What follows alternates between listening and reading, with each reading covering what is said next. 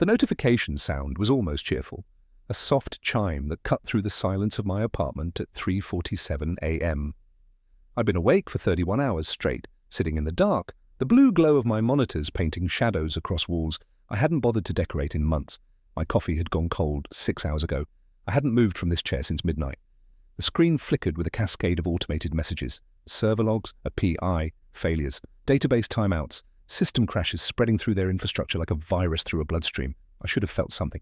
Triumph, maybe. Satisfaction. The rush of victory after 8 months of meticulous planning, of patient waiting, of building something so elegant and so devastating that even I was impressed by its architecture. Instead, I felt nothing. Just the hollow echo of what used to be there. They say revenge is a dish, best served cold. They don't tell you that by the time you serve it, you become cold too. That the person who starts the journey toward vengeance isn't the same person who finishes it. That destroying someone who destroyed you doesn't rebuild what was broken. It just leaves 2 ruins instead of 1. But I'm getting ahead of myself. This story doesn't start with lines of code designed to dismantle a life. It doesn't start with betrayal, though that's the moment everything split into before and after. It doesn't even start with love, though that's what made the betrayal cut so deep. This story starts 7 years ago, in a conference room that smelled like stale coffee and broken dreams, with a man who would become my best friend, my business partner, my brother, in everything but blood, and eventually the person I would spend 8 months systematically destroying. My name is Nathan Wright, and this is the story of how I learned that the people closest to you have the sharpest knives. And years earlier, the venture capital firm's conference room had floor-to-ceiling windows overlooking downtown Seattle. I remember thinking it was designed to make you feel small. 40 stories up, looking down at the city where I'd built my entire career, waiting to be told whether my company would live or die. I was 31 years old, senior software architect at TechFlow Solutions, one of the city's rising stars in cloud infrastructure.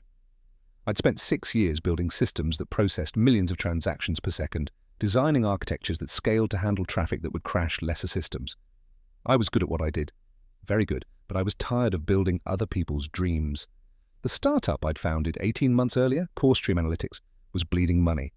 We had a revolutionary product, a real-time data processing platform that could handle complex analytics at a fraction of the cost of existing solutions. The technology was solid, the market fit was there. But we were running out of runway, and this meeting with Cascade Ventures was our last chance. Your technical architecture is impressive, the lead partner, Robert Mendoza, said. He was in his 50s, silver-haired, with the kind of calm that comes from having seen 1,000 pitches. But I'm concerned about your go-to-market strategy. You're a one-man technical team trying to do everything: engineering, architecture, DevOps, security. Now, that's not scalable. I have contractors, I said, knowing even as I spoke that it sounded weak. Contractors aren't co-founders. Mendoza leaned back in his chair. Nathan, you're brilliant at systems design. Your background speaks for itself. But successful startups need balance. Technical excellence paired with business acumen. Vision paired with execution. You need a partner. I'd heard this before. Every investor, every advisor, every mentor had said the same thing. But finding a co-founder is like finding a spouse. It's easy to find someone, hard to find the right someone. Someone whose skills complement yours, whose vision aligns with yours, who you trust enough to share everything with. I'm actually meeting with a potential co-founder this afternoon, I said. It wasn't a lie, though I'd been skeptical about the meeting. A mutual contact had connected us, said we'd be a good fit.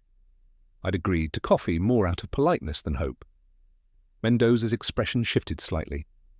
Tell me about them.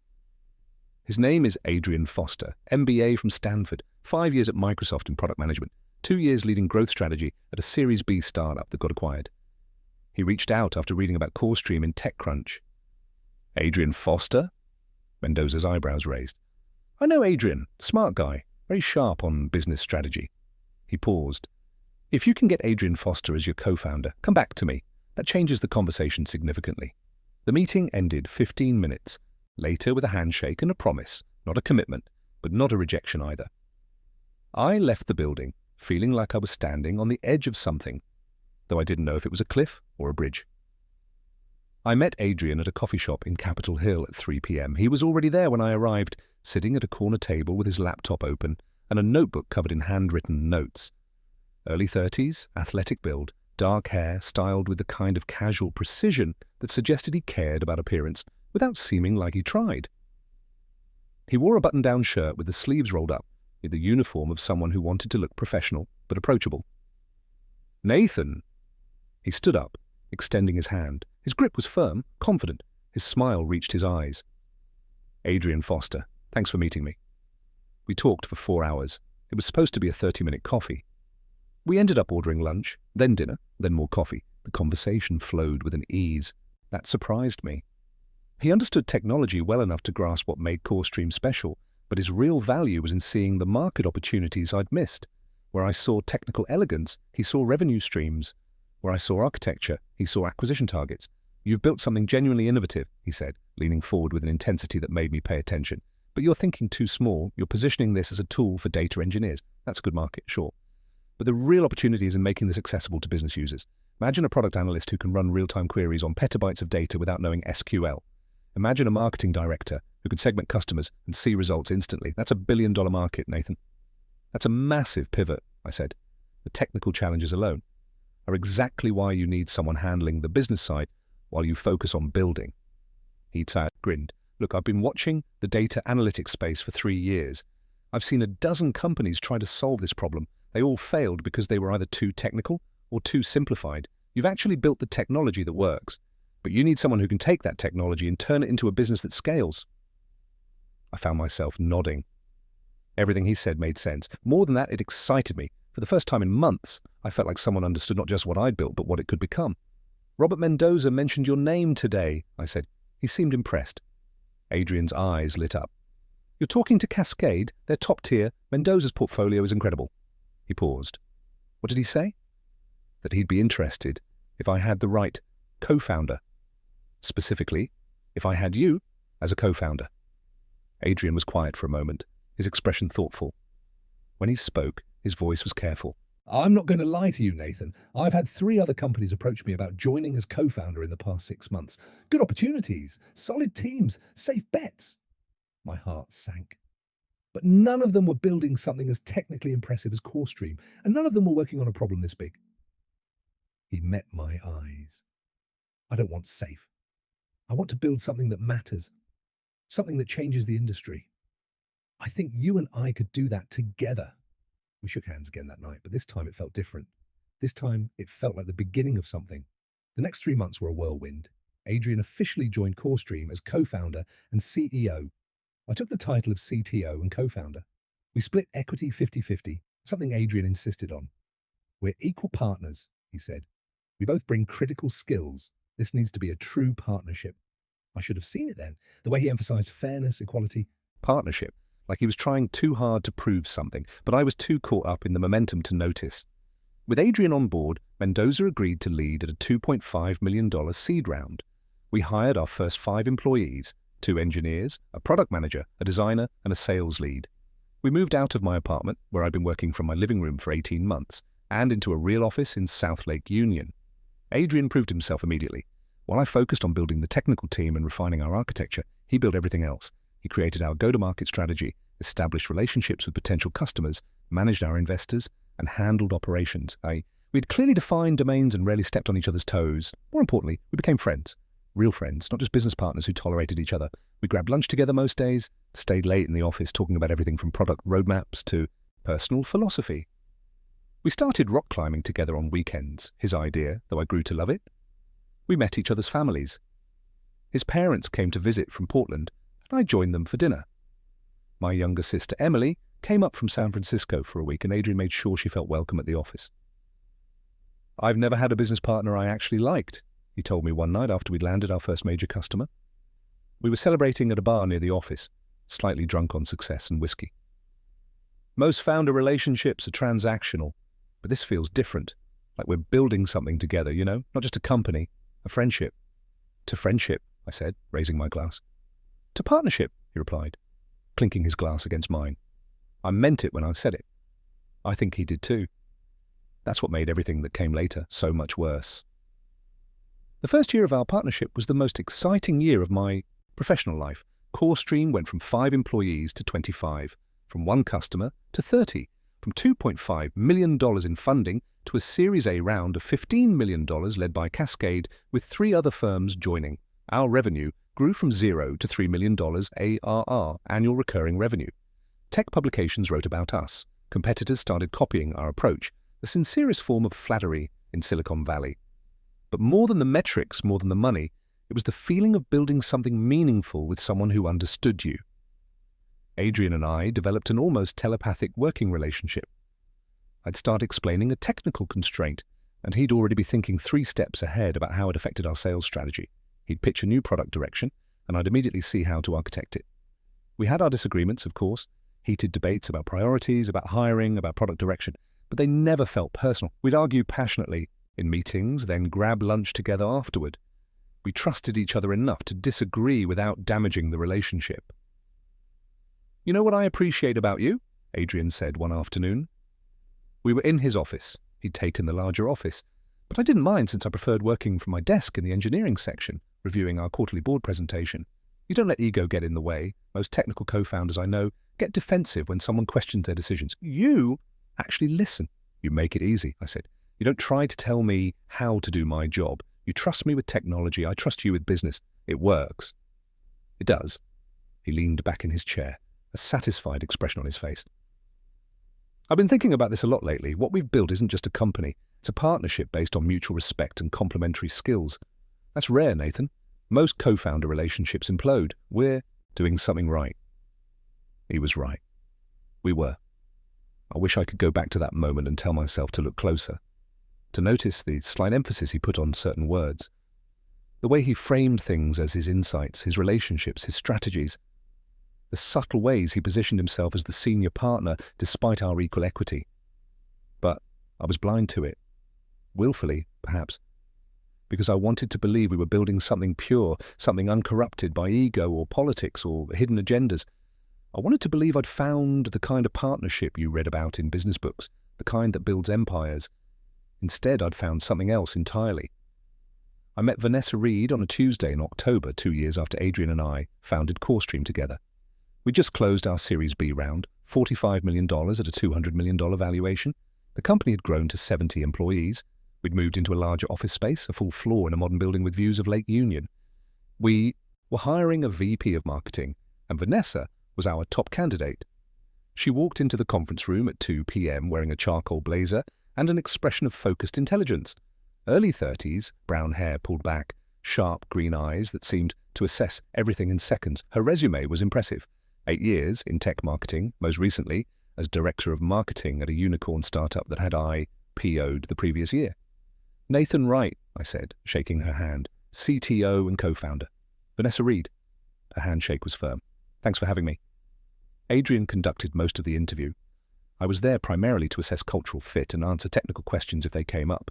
But I found myself paying attention to her in a way that had nothing to do with the VP position. She was smart. That was obvious within the first 5 minutes. But it was more than that. She asked questions that showed she'd done deep research on our company, our competitors, our market position.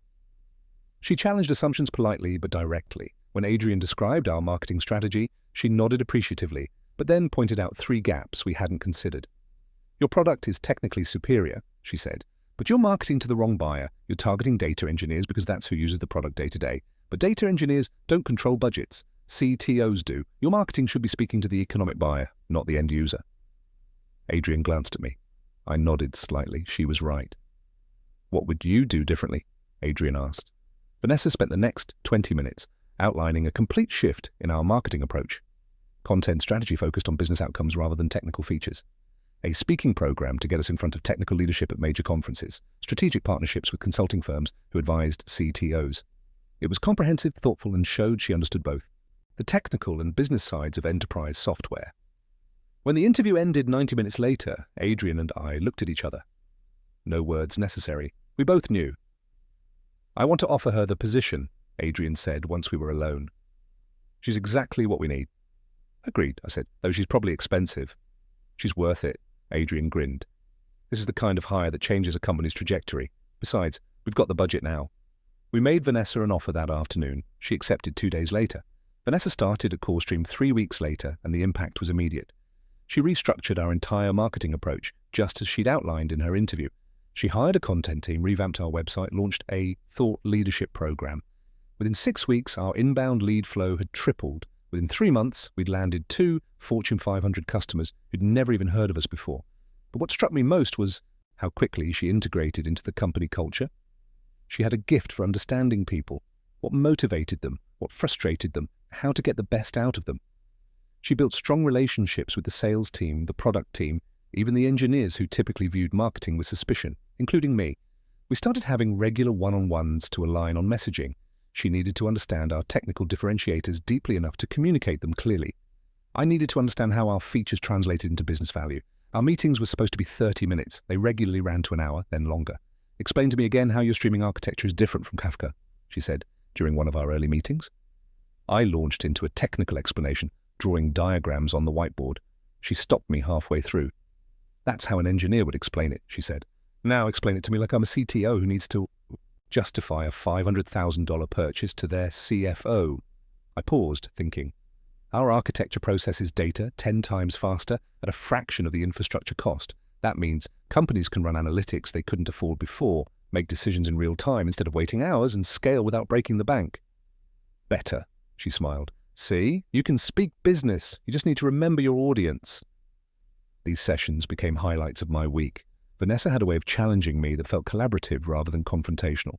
She asked questions that made me think differently about what we'd built. She translated my technical insights into compelling stories that customers actually cared about.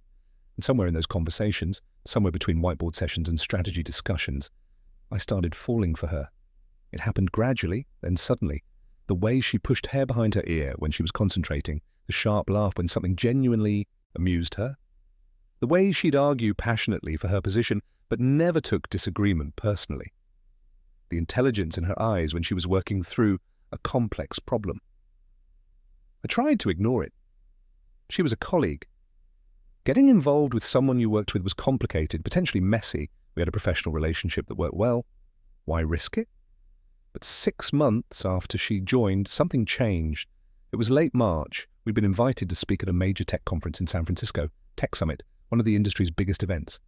Adrian was giving the keynote about the future of data analytics. Vanessa was moderating a panel on marketing enterprise software. I was presenting a technical deep dive on real-time data processing. We flew down together the night before. Adrian had to leave early the next morning for a breakfast meeting with potential investors, so Vanessa and I got dinner alone. We chose a small Italian restaurant in North Beach, away from the conference crowds. The conversation flowed easily, as it always did. We talked about the conference, about the company, about the challenges of scaling, but we also talked about other things. Her background: she'd grown up in Portland, studied marketing and psychology at Berkeley, moved to Seattle after college. My background: raised in Seattle, computer science at UW, worked my way up through various tech companies before taking the leap into entrepreneurship. "What made you want to start your own company?" she asked. We'd finished dinner and were sharing a tiramisu, the candlelight casting soft shadows across the table. "I was tired of building other people's visions," I said. "I spent years implementing architectures designed by people who didn't understand the technology as well as I did. I wanted to build something from scratch, something I believed in, something I could do right." "And did you do it right?" "The technology, yes. The business?" I smiled. That's where Adrian came in. I couldn't have built CoreStream into what it is without him. "He's lucky to have you as a partner," Vanessa said. "Most CEOs I've worked with would kill for a technical co-founder as talented as you." "I'm the lucky one. Adrian's the one who made this a real company." She tilted her head, studying me. "You do that a lot." "Do what?" "Deflect credit? Downplay your contributions? Adrian's good at taking credit. You're good at giving it away." I felt uncomfortable, like she'd seen something I didn't want examined. "We're a team. We both contribute." "You are," she agreed. "But teams can have imbalanced dynamics without anyone noticing, especially when one person is naturally more vocal about their achievements." I changed the subject, but her words stayed with me. After dinner, we walked back to the hotel. It was a clear night, unusually warm for San Francisco in March. We took the long route along the Embarcadero, watching the lights reflect off the bay. "I'm glad I joined CoreStream," Vanessa said as we walked. "I've worked at a lot of companies. This is the first one that feels like we're actually building something meaningful." "I'm glad you joined too," I said. And then, because the night felt like it permitted honesty, more than just professionally, she stopped walking, turned to look at me. "Nathan." "I know," I said quickly. "I know it's complicated. I know we work together. I know it could make things weird. But I also know that I look forward to our meetings more than anything else in my week, that I think about our conversations after they end. that being around you makes everything feel... I trailed off, searching for words. More alive? She finished softly. Yes. We stood there for a moment, the city alive around us, the water dark and glittering beyond. I feel it too, she said. I've been feeling it for months. I've been trying to ignore it because of all the reasons you just listed. But sometimes the right thing isn't the safe thing. She kissed me, or I kissed her, or we kissed each other simultaneously. It didn't matter who initiated it. What mattered was that it felt inevitable, like something that had been building toward this moment for months. We dated secretly at first, keeping it hidden from the company. It felt like the responsible thing to do, test the relationship privately before making it public. But within a month, we knew this was serious. Within 2 months, we told Adrian. I'd worried about his reaction. He was our CEO, after all, and office romances could complicate team dynamics. But he seemed genuinely happy for us. That's wonderful, he said, when I told him over lunch. Vanessa's great. You two make sense together. You're not concerned about the professional implications. Should I be? He smiled. You're both adults. You're both professionals. As long as it doesn't affect your work, which I can't imagine it would, since you're both excellent at your jobs, I'm happy for you. His blessing meant something to me, more than it probably should have. But Adrian's approval felt important. He was my business partner, my friend, the person whose opinion I valued most professionally. Looking back, I realize how carefully he played it. How perfectly he threaded the needle between supportive and encouraging. How he made me feel like he was rooting for us. He was rooting for something, all right. Just not what I thought. The next year was the best year of my life. CoreStream continued to grow. We passed $20 million in revenue. We hired aggressively, growing to 120 employees. We landed customers in every major industry: finance, healthcare, retail, manufacturing. The product kept improving, the technology kept advancing, the market kept validating what we'd built. Adrian and I remained close friends and effective partners. We developed rituals, weekly climbing sessions on Saturday mornings, monthly dinners to review company strategy away from the office, regular check-ins about everything from product roadmaps to personal goals. And I had Vanessa. We moved in together after 6 months of dating. An apartment in Capitol Hill with exposed brick and large windows, close enough to walk to the office on nice days. She fit into my life with an ease that felt natural. We'd cook dinner together on weeknights, talking about our days. We'd explore the city on weekends, new restaurants, hiking trails, bookstores. We'd stay up late sometimes, talking about everything and nothing, the kind of conversations that happen when you're with someone who makes you want to share every thought. I love watching you work, she told me one night. We were in bed, the laptop balanced on my knees as I reviewed some code before a major deployment. She was reading beside me, her glasses perched on her nose. You love watching me stare at code? I love watching you think, the way your expression changes when you're solving a problem, the way you get completely absorbed in it. It's like watching an artist paint. Most people find it boring. Most people don't appreciate the beauty in systems design. She set down her book. Adrian was telling me the other day that you solved a problem with our data replication architecture that he thought would take weeks. You did it in an afternoon. He said that? He brags about you, to investors, to customers, to anyone who'll listen. He calls you the secret weapon behind CoreStream's success. I felt a warm flush of pride. That's generous of him. It's accurate. She kissed my cheek. You built something incredible, Nathan. Don't let modesty make you forget that. I should have asked more questions, like when exactly Adrian was talking to her about me, how often they were having these conversations, what else he said. But I was happy, stupidly, blindly happy, and happiness makes you careless. The warning signs started small, so small I didn't notice them at first, so subtle they seemed insignificant until I looked back and saw the pattern. It started with scheduling conflicts. Vanessa's calendar, which used to be relatively predictable, became increasingly full of meetings I couldn't see. Client dinners, she'd explain when I asked why she'd be late getting home.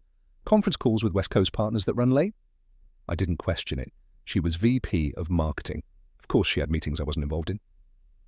Then there were the text messages. We'd be having dinner and her phone would buzz. She'd glance at it, smile slightly, and flip it face down without responding. Work? I'd ask. Just Adrian, can wait until tomorrow.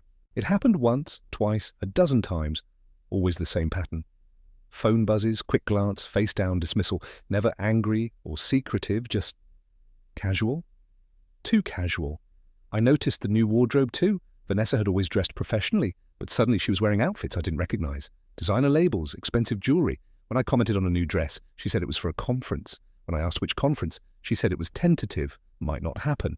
There were the weekend work sessions. Adrian and Vanessa had started meeting on Saturdays sometimes, she said, to work on strategic initiatives without the distraction of the normal work week, marketing and sales alignment, long-term planning. Want me to join? I'd offer. It's mostly business strategy stuff, she'd say. You'd be bored. Besides, don't you have that deployment you wanted to work on? I did. I always did. There was always something technical that needed attention, some architecture decision I was working through. It was easy to let her handle the business side while I focused on technology. That was our model, after all, clearly defined domains, trust and delegation, except trust becomes a blindfold when the person you trust is lying to you. The real turning point came 4 months before everything exploded. We were at a company all-hands meeting, one of our quarterly gatherings where we shared results, celebrated wins, aligned on strategy. Adrian was presenting our Q3 numbers, revenue up 40%, customer acquisition ahead of target, team growth on track. None of this would be possible, Adrian said, without the incredible team we've built. I want to specifically call out a few people who've gone above and beyond this quarter. He listed 5 names: engineers who'd shipped critical features, salespeople who'd closed major deals, and Vanessa. Vanessa Reed has completely transformed our go-to-market strategy, Adrian said. Her vision, her execution, her leadership, she's been instrumental in our success. Please join me in thanking her. The room erupted in applause. Vanessa stood up, waving, smiling. I clapped too, proud of her. But something in the way Adrian looked at her caught my attention. It was just a moment. A glance that lasted maybe a second longer than it should have. An expression that was just slightly too warm for a CEO acknowledging an employee. I told myself I was imagining things. I started paying attention after that, not in an obsessive way, not paranoid, just aware. Noticing things I'd been too busy or too trusting to see before, like how Adrian and Vanessa always seemed to be in meetings together. Their calendars were synced in ways that seemed excessive, even for a CEO and VP of marketing working closely. Morning coffee before the rest of the team arrived. Late afternoon strategy sessions that lasted past the time most people left the office. Lunch meetings that appeared on both their calendars 3 or 4 times a week. You and Adrian are working closely lately, I mentioned casually to Vanessa one evening. We were making dinner in our apartment. She was chopping vegetables for a salad. I was stirring pasta sauce. We've been developing the Series C strategy, she said, without looking up. It's a big lift. We need to have our narrative locked down before we start talking to investors. I'd love to see what you're working on. Maybe I can contribute to the technical narrative. Of course, she said quickly. I'll send you what we have. It's still rough, but we definitely want your input before finalizing. She never sent it. I started noticing their body language at company events, the way they'd gravitate toward each other at happy hours, the inside jokes I wasn't part of, the way Adrian's hand would rest on Vanessa's shoulder a beat too long when he was making a point in a meeting. Told myself these were innocent. Professional collegiality, close working relationships, the natural rapport between a CEO and his VP of marketing. But doubt, once planted, grows in the dark corners of your mind. I noticed the trip to New York in November, both of them flying out for meetings with potential investors. 2-day trip, separate hotel rooms according to the expense reports I happened to see, but the same flight there and back. How was New York? I asked Vanessa when she returned. Productive, she said. The investor meetings went well. Adrian thinks we're in a strong position for the Series C. You stayed at the Williamsburg Hotel? She paused, just for a fraction of a second. Yes. Why? Just curious. I stayed there once. Nice place. It was fine. She kissed me on the cheek. I'm exhausted. Mind if I take a bath and go to bed early? I didn't push, but I wondered why that tiny hesitation had occurred. Why my question about the hotel had created a momentary tension. I started sleeping poorly. Waking up at 3 a.m., my mind racing through observations and suspicions, telling myself I was being paranoid, telling myself I was letting stress and work pressure create problems that didn't exist, but I couldn't shake the feeling that something was wrong. In early December, Adrian invited me to go climbing on a Saturday morning, our usual ritual. We'd been doing it almost every week for 3 years, and it had become one of my favorite parts of the routine. Just us, the rock wall, physical challenge without the complexity of business decisions. We met at our usual gym at 8 a.m. The place was mostly empty at that hour, just a few other climbers scattered around the space. How are things? Adrian asked as we warmed up on an easy route. Good, I said. Busy. The new release is taking longer than expected, but we'll hit the deadline. Not work. He reached for a hold, pulled himself up smoothly. I mean with you, with Vanessa, with life. Why do you ask? You seem stressed lately. distracted. I wanted to make sure everything's okay. I watched him climb for a moment before responding. How often do you and Vanessa meet one-on-one? He glanced down at me, his expression curious. I don't know, a few times a week. Why? Just seems like a lot. She's my VP of marketing. We're prepping for a major fundraise. There's a lot to coordinate. He reached the top of the route, rappelled down. When his feet hit the ground, he turned to face me directly. Is there a problem? No, I said. Just curious. Nathan? His voice was serious now. Are you asking me if there's something going on between Vanessa and me? The directness caught me off guard. No, I don't know what I'm asking.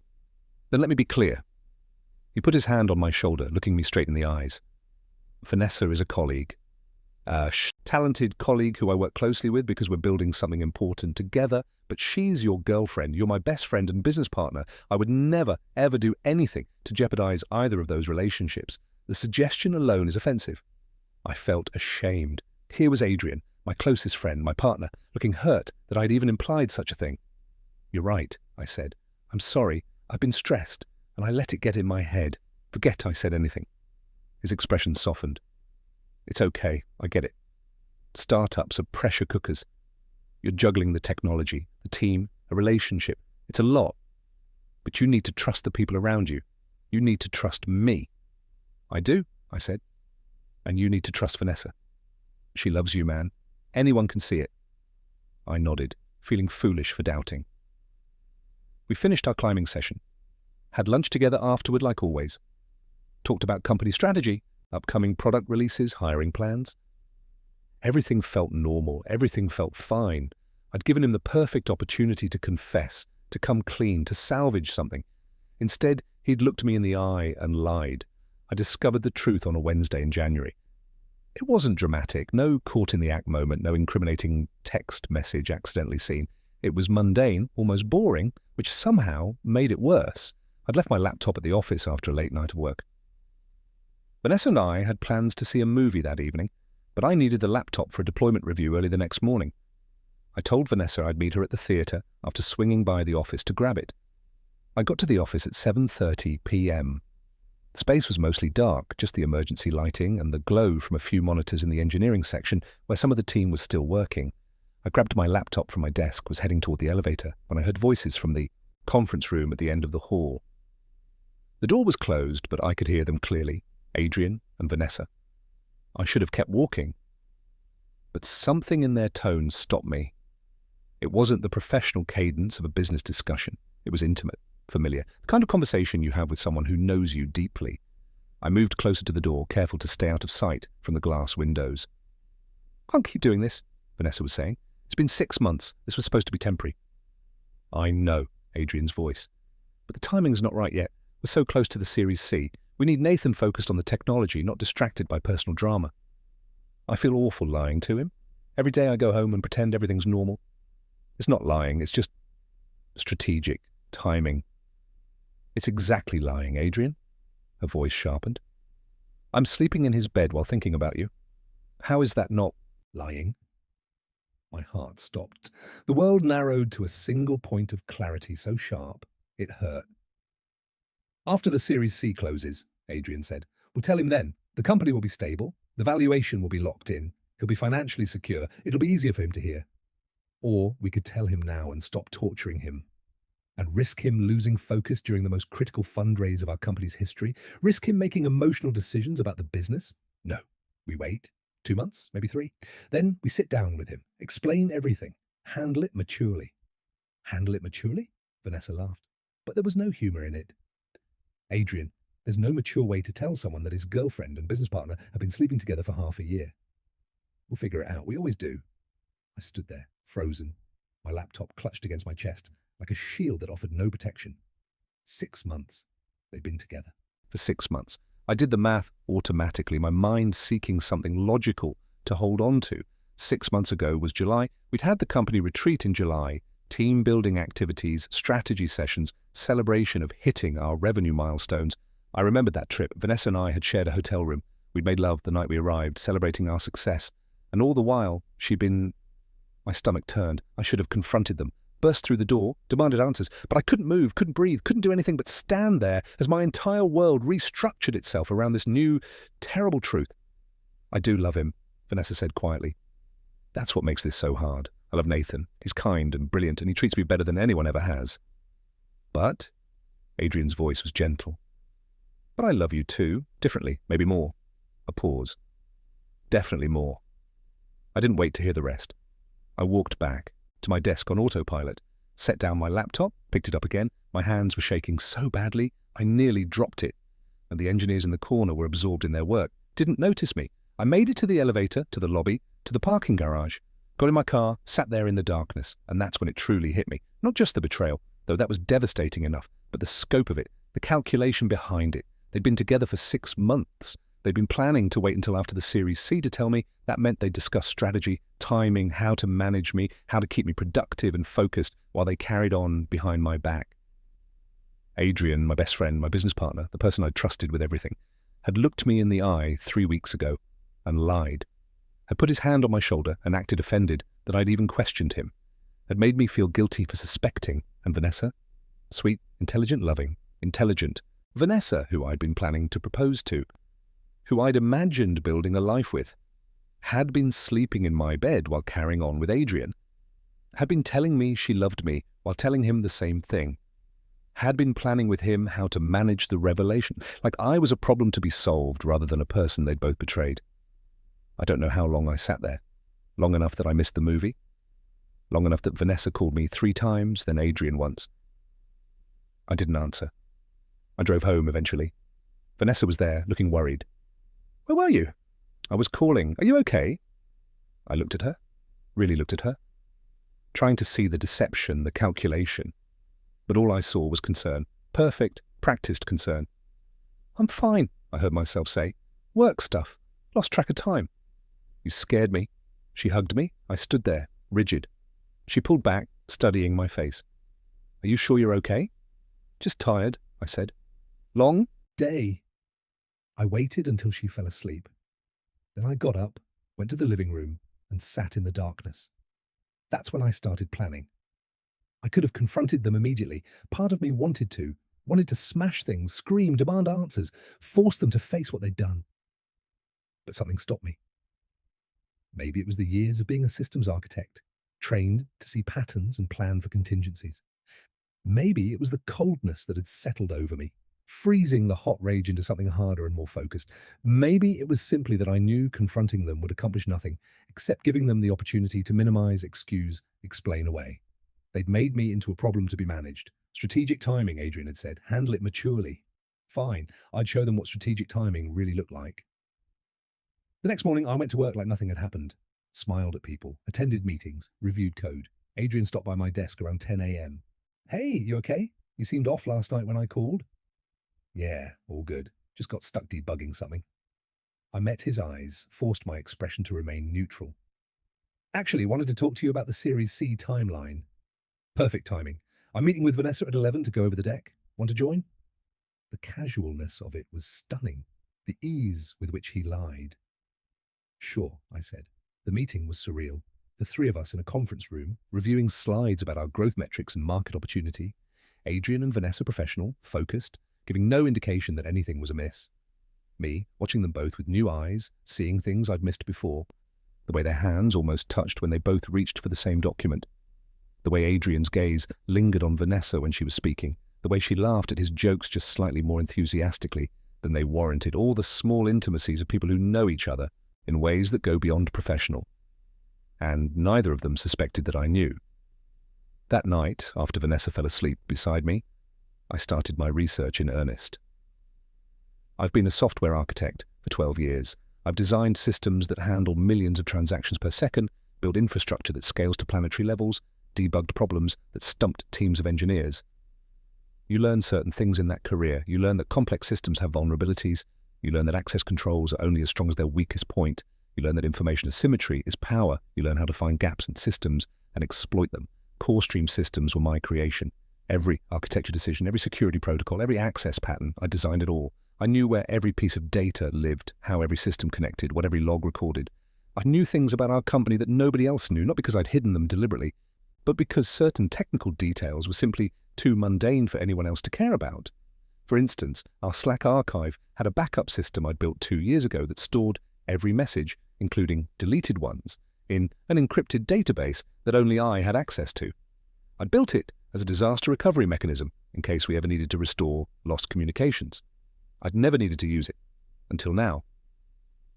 I spent the next week going through messages, systematic, methodical, using search queries to find patterns, looking for their names together, analysing timestamps, building a timeline. What I found was worse than I'd imagined. The affair had started 8 months ago, not 6. The first messages were cautious, professional, then playful, then flirtatious, then explicit.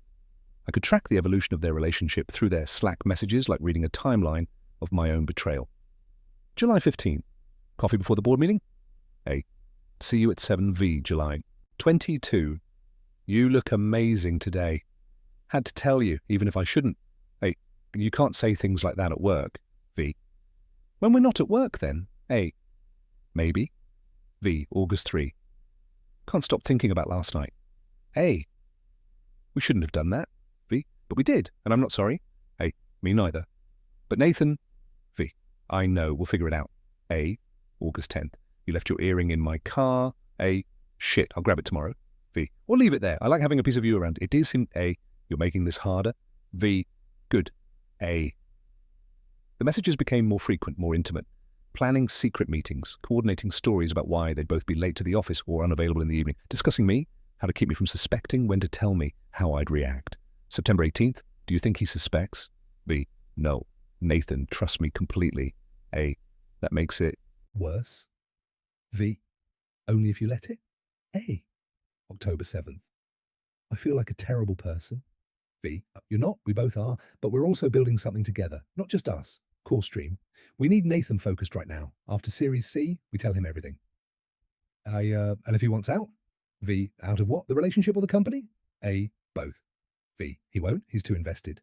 And he'll understand eventually. November 21st. And Nathan asked me about how often we meet. V. What did you say? A. That we're working on fundraising strategy. V. Smart. Did he buy it? A. I think so. But Adrian, we can't keep this up much longer. V. We won't have to. 2 more months? A. I read through months of messages, hundreds of them, each one a small knife that twisted deeper. But the messages also gave me something else. Information, patterns, insight into how they thought, what they feared, what they valued most. Adrian cared about the company's valuation above everything. He'd mentioned it repeatedly, waiting until Series C closed, protecting the fundraise, maintaining focus. The company's success was his identity, his achievement, his legacy. Vanessa cared about reputation. She'd built her career on being professional, ethical, rising through talent rather than politics. The messages showed her anxiety about what people would think, how this would look, whether it would damage her professionally. They both cared about maintaining control of the narrative, when to tell me, how to tell me, managing my reaction. I could use all of this. I went to see a lawyer, not a family lawyer, a corporate attorney I'd worked with before, someone who specialized in startup law and shareholder agreements. I need to understand my rights as a co-founder, I told him. We were in his downtown office, the city spread out below us through floor-to-ceiling windows. Robert Klein had helped us with several corporate matters over the years. He knew CoreStream's structure intimately. What's going on, Nathan? Hypothetically, I said, if a co-founder wanted to leave the company, what would happen? Hypothetically? He raised an eyebrow. Or specifically? I told him everything. The affair, the messages, the calculated deception. He listened without interrupting, his expression growing grimmer. When I finished, he was quiet for a long moment. I'm sorry, he said finally. That's brutal. What are my options? Legally, you have several. You and Adrian own the company 50-50. Your shareholder agreement has specific provisions about co-founder departure. If you wanted to leave, you'd trigger a buyout clause. Your shares would be valued at fair market value based on the most recent funding round valuation. Which would be? He pulled up some documents on his computer. Based on your Series B valuation of $200 million and your 50% ownership, approximately $100 million before taxes, probably $60 to $70 million after taxes, depending on how it's structured. Life-changing money. Enough to walk away, start fresh. Never think about CoreStream or Adrian or any of this again. But, Klein continued, if you leave before the Series C closes, that valuation drops significantly. Series B was 18 months ago. Without new funding to validate the increased value, your shares would likely be valued at the Series B price or lower. You'd be walking away from potentially tens of millions of dollars. What if Adrian left instead? Same buyout clause applies, but he's the CEO. He's led the fundraising, built the investor relationships, positioned the company for the Series C. If he leaves, the Series C almost certainly falls apart. The company's valuation would crater. You'd be left with a company worth a fraction of its current value and no clear path to exit. So I'm trapped. Not trapped, but there are significant financial implications to any decision you make. He leaned back in his chair. Nathan, my advice as your lawyer is to think very carefully about this. Yes, what they did is unconscionable. Yes, you have every right to be furious, but you're also sitting on what could be a 9-figure exit if you play this correctly. Don't let emotion cost you that. What would playing it correctly look like? Wait until the Series C closes. The company's value is locked in, the money's in the bank. Then you decide whether you want to stay or leave. If you leave, you have maximum leverage. If you stay, you have maximum security. That's 2 or 3 months of pretending everything is fine. Yes. While they're sleeping together and lying to my face. Yes. His expression was sympathetic. It's a lot to ask, but sometimes the right business decision is the one that requires you to eat shit in the short term for a better outcome long term. I left his office with a clearer picture of my options, none of them satisfying, but his advice had crystallized something for me. This wasn't just about hurt feelings or wounded pride. This was about power, control, and leverage. And right now, despite knowing their secret, I had none of those things. If I confronted them now, they could force me out.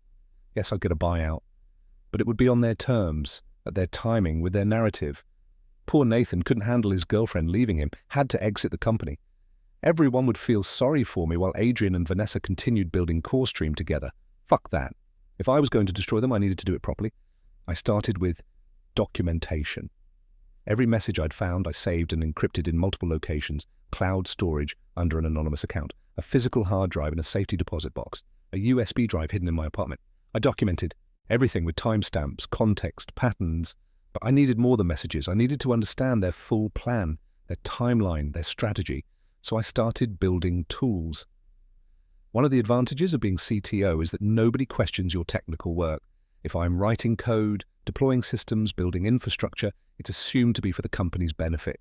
Nobody looks over my shoulder. Nobody audits my commits. Nobody questions why I'm in the office late or working on unusual projects. I built a keylogger that deployed silently to Adrian's laptop. Not malware, nothing that would spread or cause damage.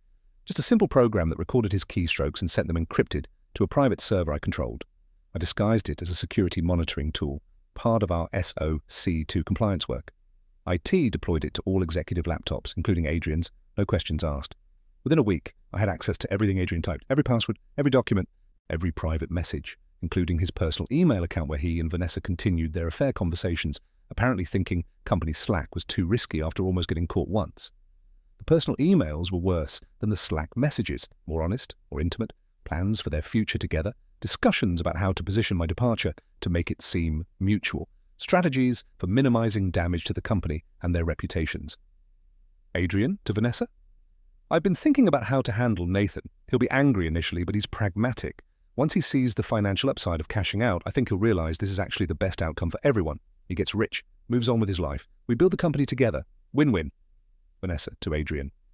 I'm not sure he's as pragmatic as you think. He's emotionally invested in CoreStream. It's his creation. Adrian to Vanessa. CoreStream is a business, not a child.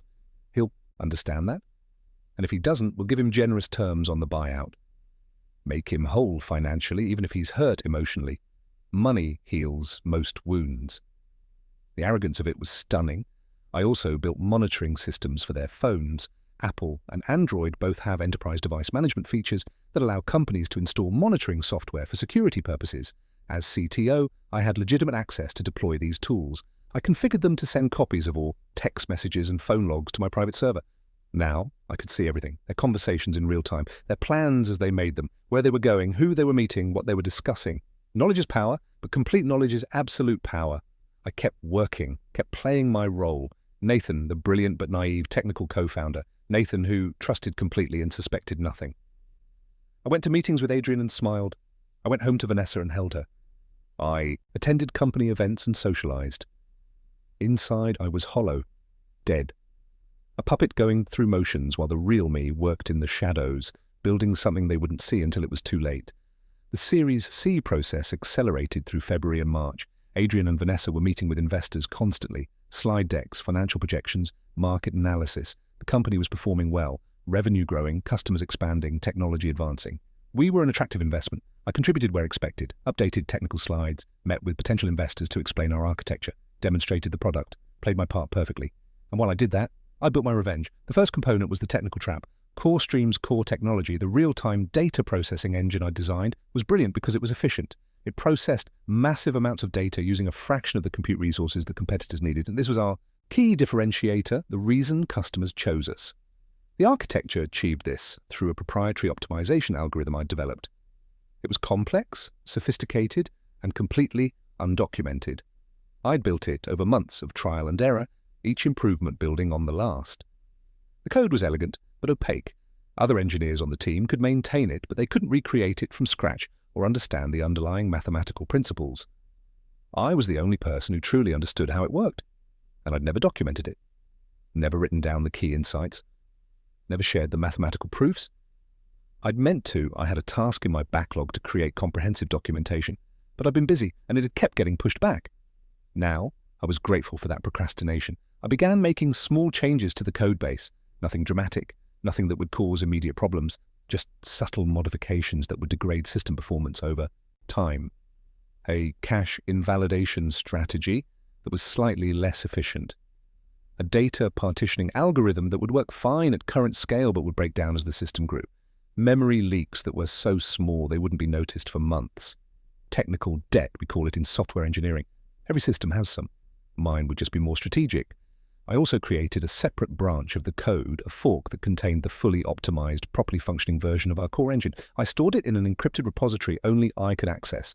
Then I gradually degraded the production version, replacing efficient algorithms with slower alternatives, removing optimizations, introducing subtle bugs. The system still worked. It was still better than competitors. But it was no longer the masterpiece I'd built. It was a deteriorating shadow of what it had been, slowly rotting from the inside, and only I knew how to fix it. The second component was the investor trap. Adrian had spent years building relationships with the VC firms leading our Series C. He positioned himself as the visionary CEO, the business mind behind CoreStream's success. He'd taken credit for strategy, growth, market positioning. I'd let him. I'd been content to focus on technology while he handled investors. The arrangement had worked because we trusted each other, but trust, like all things, can be weaponized. I started having my own conversations with investors. Quietly, carefully. Nothing that would seem unusual. It's normal for investors to want to understand the technical foundation of their investments. They'd reach out with technical questions and I'd answer them. Sometimes I'd meet them for coffee to discuss our architecture, our scalability, our technical roadmap. In those conversations, I was careful to plant seeds. Adrian's been great at positioning us in the market, I'd say. Though between you and me, some of his projections are optimistic. He tends to see the upside without fully accounting for technical constraints. Or, the business strategy is solid, but execution has been challenging. We've hit several delays that Adrian hasn't fully disclosed in our board updates. Or, I'm confident in our technology, less confident in whether Adrian's the right person to lead us through the next phase.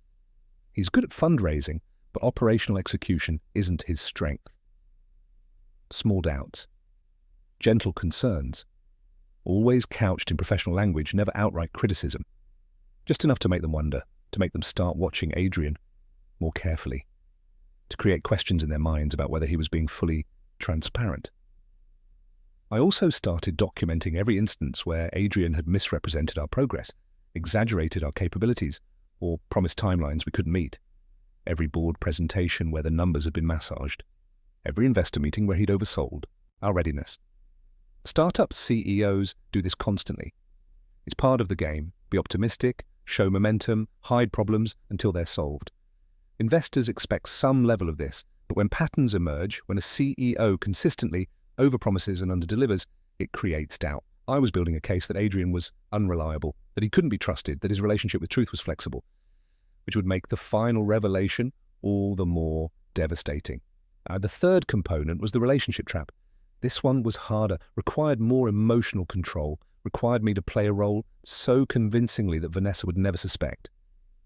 I became the perfect boyfriend, more attentive, more affectionate, more present. I made dinner reservations at nice restaurants, bought her flowers, remembered small details she mentioned and followed up on them, listened when she talked about work stress, gave her thoughtful gifts. I told her I loved her, often, with feeling. I meant it in a twisted way.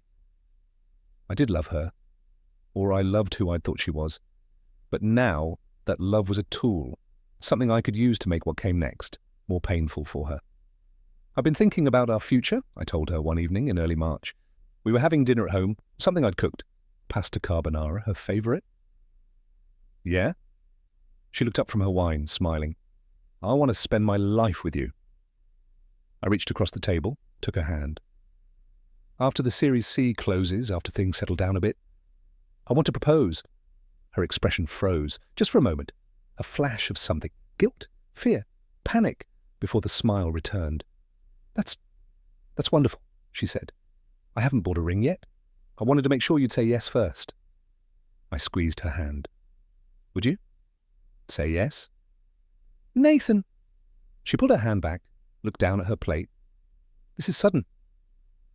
We've been together almost 2 years. It doesn't feel sudden to me. Can we talk about this after the fundraise? Her voice was careful. There's so much going on with work right now. I want to be able to focus on us properly, not be distracted by company stress. Of course, I said.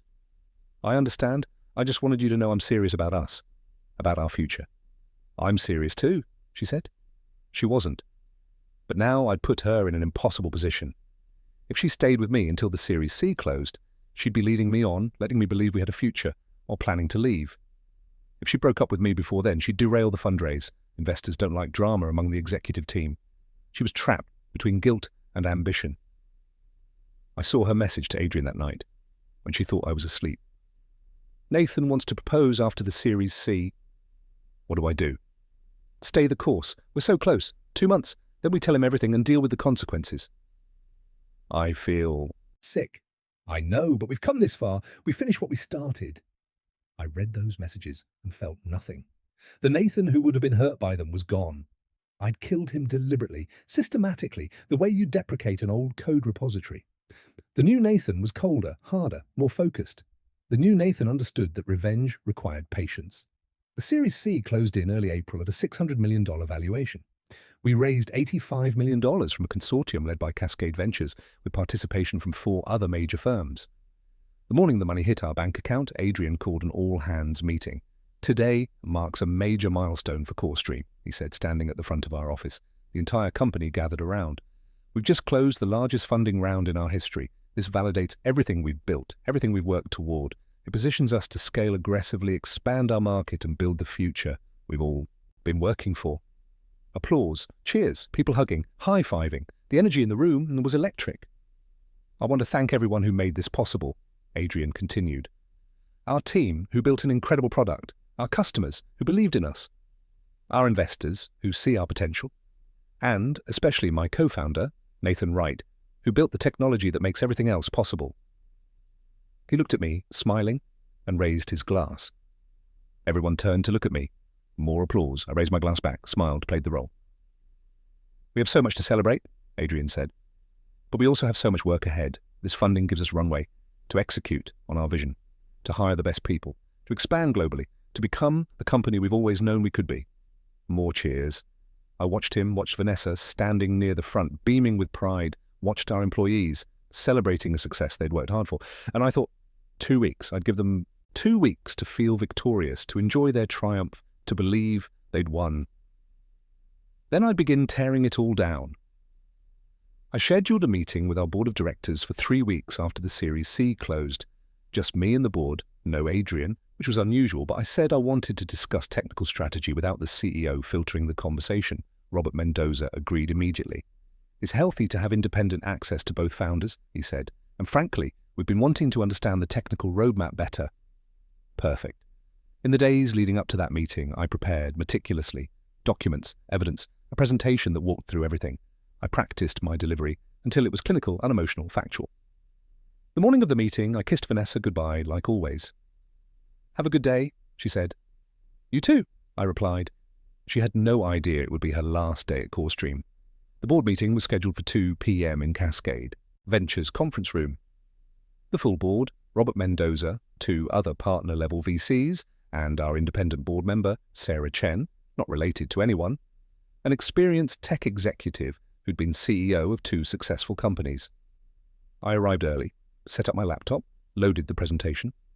When they filed in, Mendoza smiled. "Nathan, good to see you. Adrian mentioned you wanted to talk technical strategy." "Not exactly," I said. "I'm here to discuss a matter that significantly affects the company's future and your investment." The mood in the room shifted. Sarah Chen closed her laptop. The other VCs put down their phones. "What kind of matter?" Mendoza asked carefully. I opened my presentation. The first slide was simple. Core stream, critical issues requiring board action. 3 months ago, I discovered that our CEO, Adrian Foster, has been having an affair with our VP of Marketing, Vanessa Reed.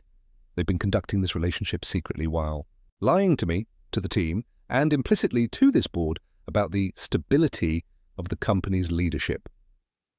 Silence. "I have extensive documentation," I continued. "Messages, emails, meeting records. They've been planning to tell me after the Series C closed, not before because they didn't want me distracted during the fundraise. In other words, they deliberately hid material information about potential leadership instability because it might affect the valuation and their personal financial outcomes." I clicked to the next slide. Screenshots of messages, carefully selected for maximum impact. This matters for several reasons. First, it represents a fundamental breach of trust at the executive level. Second, it creates serious questions about Adrian's judgment and integrity.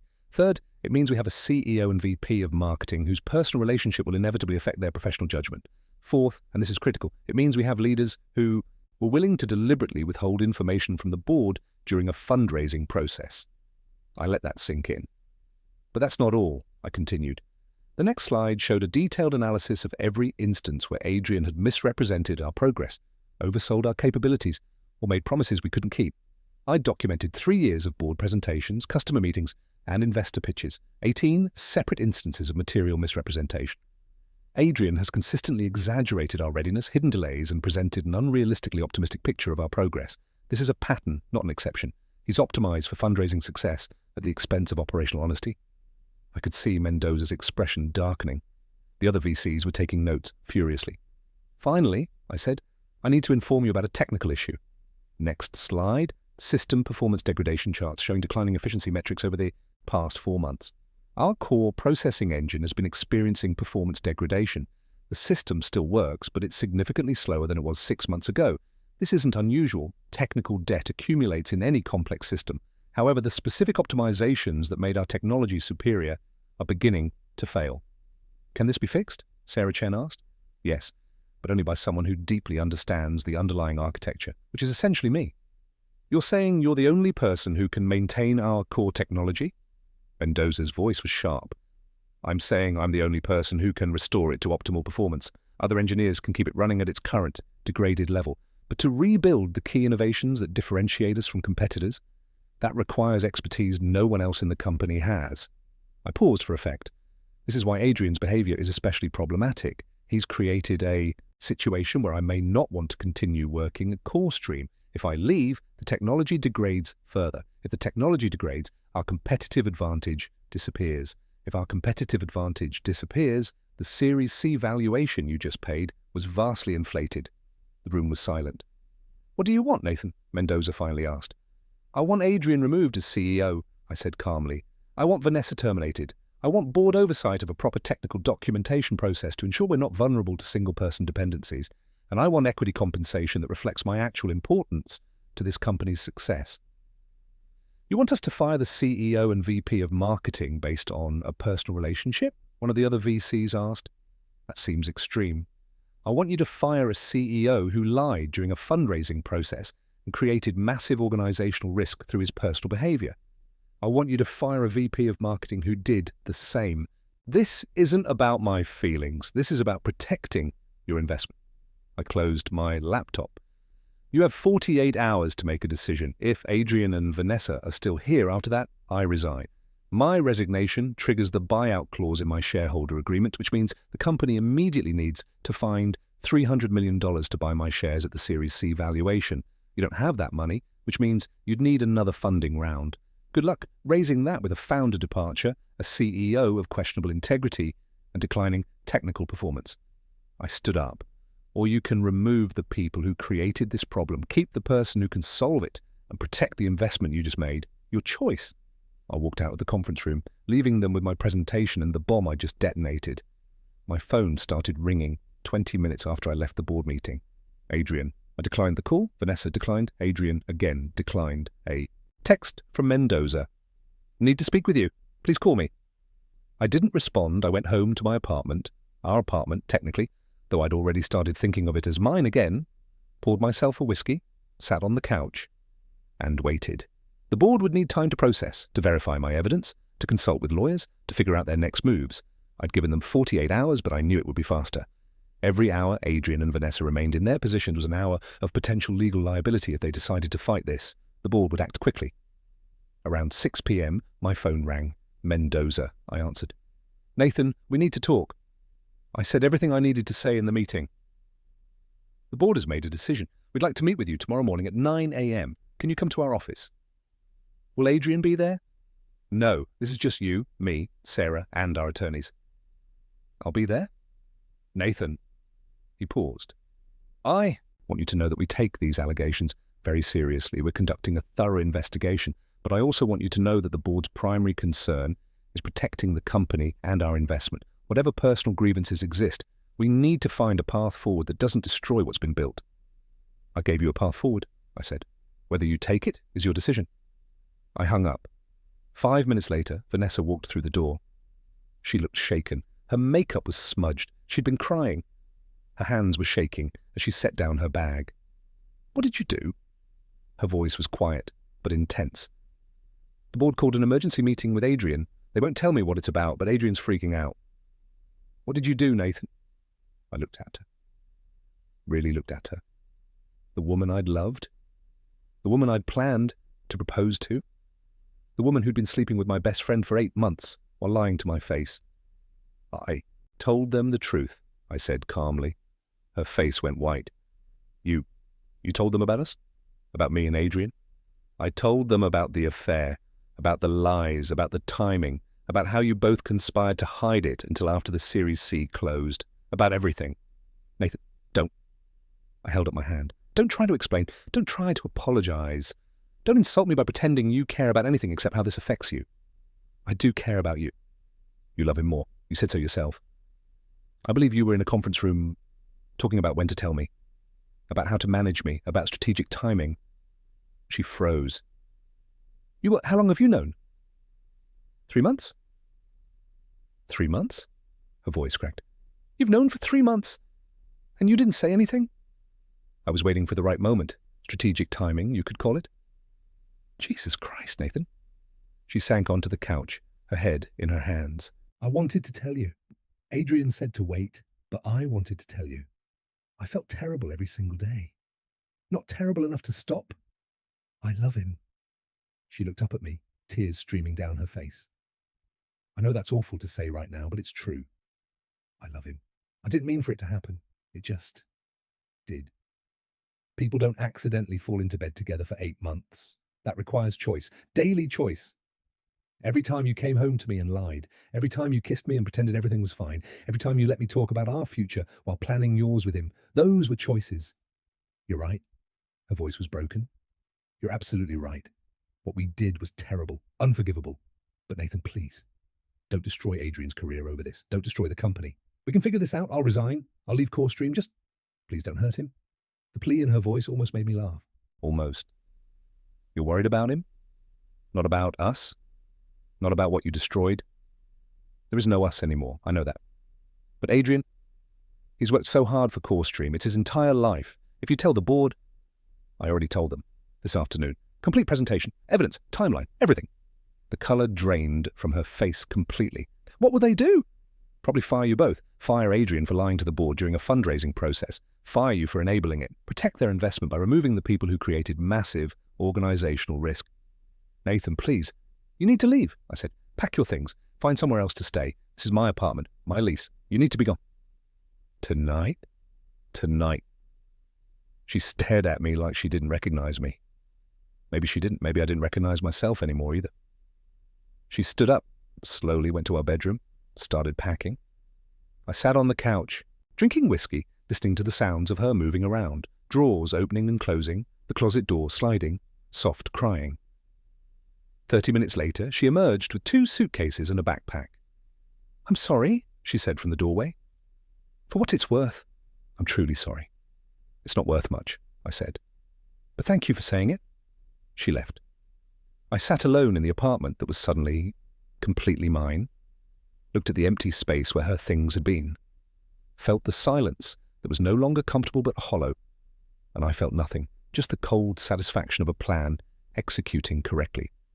The next morning, I arrived at Cascade Ventures at 8:55 a.m. Mendoza met me in the lobby, his expression serious. "Nathan, thanks for coming. Let's go upstairs." The conference room was different from yesterday. 3 people instead of the full board: Mendoza, Sarah Chen, and a woman I didn't recognize who introduced herself as Patricia Morgan, the firm's general counsel. "Nathan," Mendoza began once we were seated, "we've spent the last 18 hours reviewing your presentation, verifying your evidence, and consulting with our legal team. We've also spoken with Adrian." I waited. "First, I want to acknowledge that what you revealed yesterday was deeply concerning. The personal relationship between Adrian and Vanessa created potential conflicts of interest and judgment issues that should have been disclosed to the board. The timing, hiding it until after the fundraise, is particularly problematic." He paused. "However, we need to be clear about something. From a legal standpoint, there's no violation of fiduciary duty here. Undisclosed relationships between executives are concerning but not illegal. Adrian didn't steal from the company or commit fraud. He made poor personal choices that affected his professional judgment. That's different from criminal behavior." "I never said it was criminal," I said. "I said it demonstrated poor judgment and created organizational risk." "Which we agree with," Sarah Chen interjected. "The board's concerns are serious, but we also need to consider the broader impact of any decision we make. CoreStream is a company with 70 employees, 30 major customers, and millions in revenue. Our actions affect all those people." I saw where this was going. "You're not going to fire him," I said flatly. Mendoza looked uncomfortable. "We're proposing a different solution, one that addresses your concerns while minimizing disruption to the company." "Which is?" "Adrian steps back from day-to-day operations temporarily.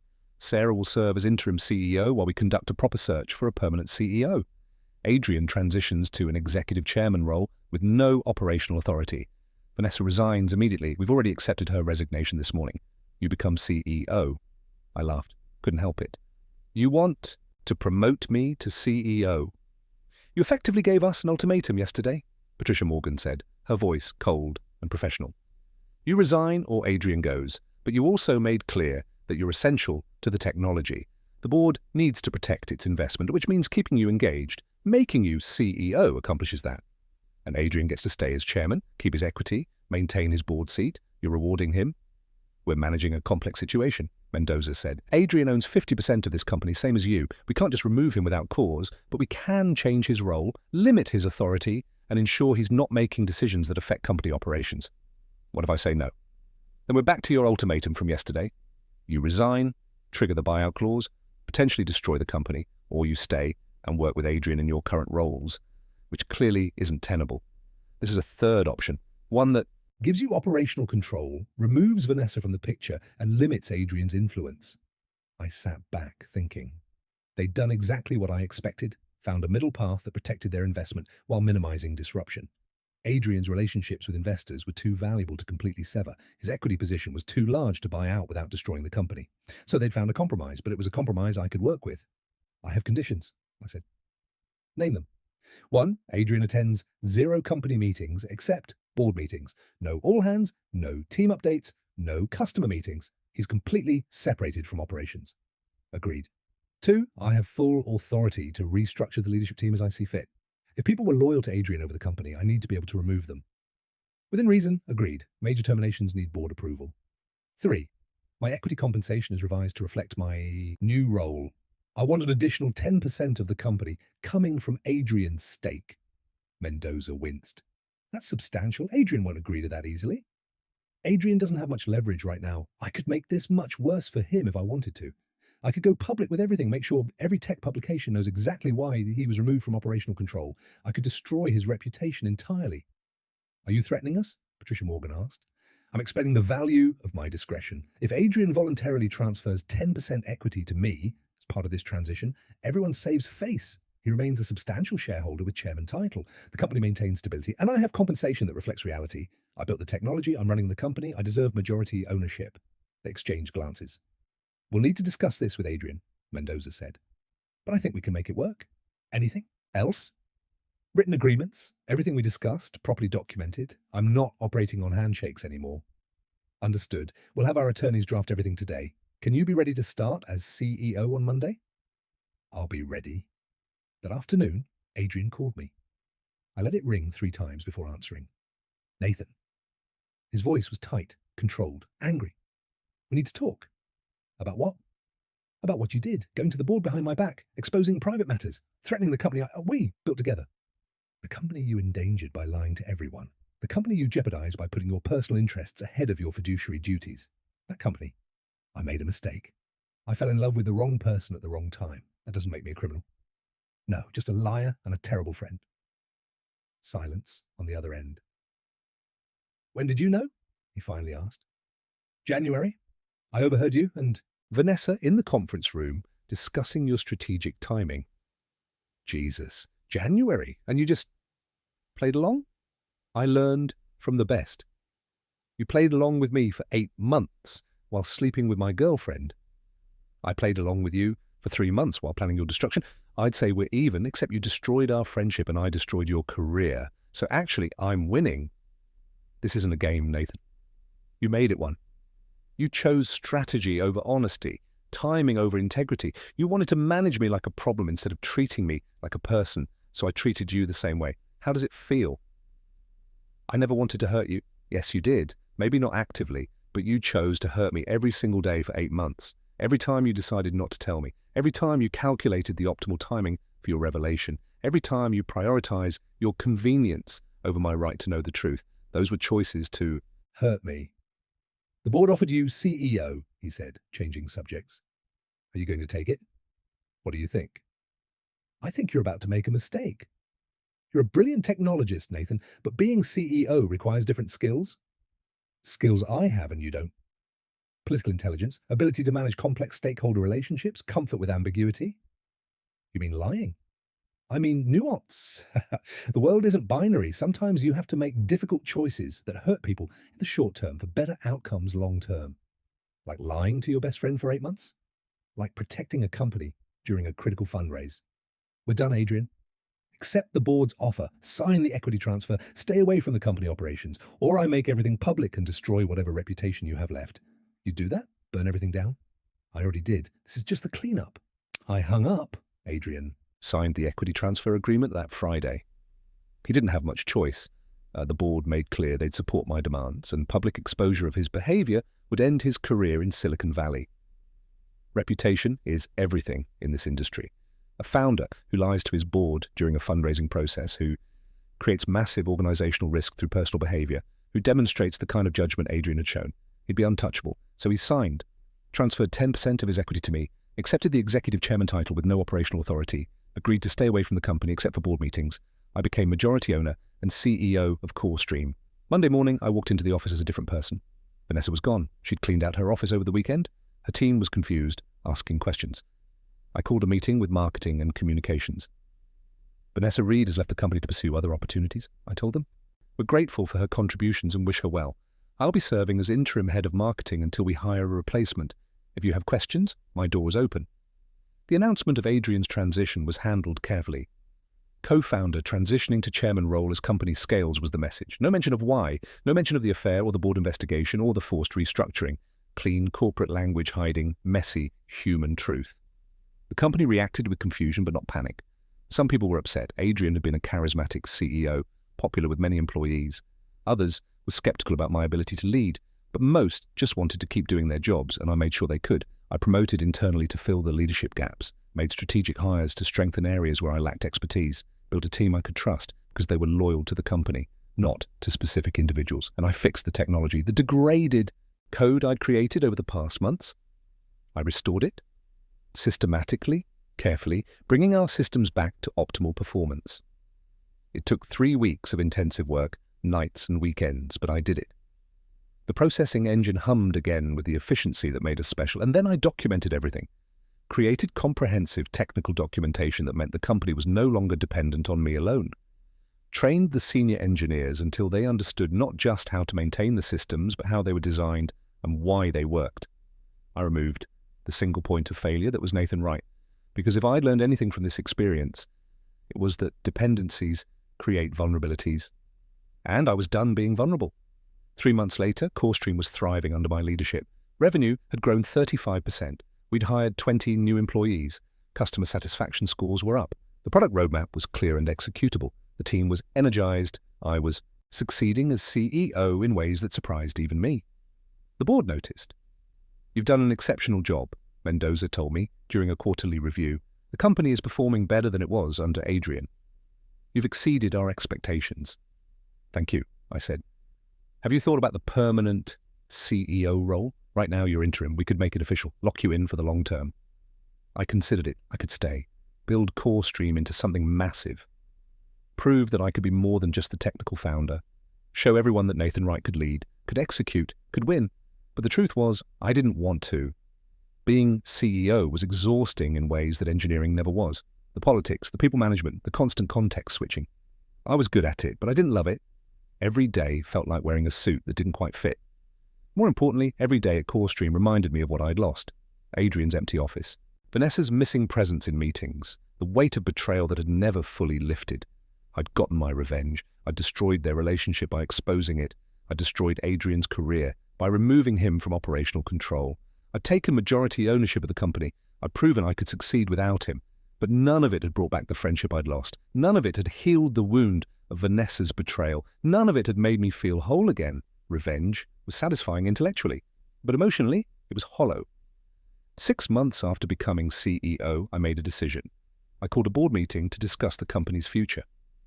"I want to step down as CEO," I told them. "We should hire an experienced executive to lead the company, someone whose passion is building organizations, not technology. I'll stay on as CTO, focus on what I'm actually good at." The board tried to talk me out of it. They'd seen my results. They believed I could continue. But I was firm.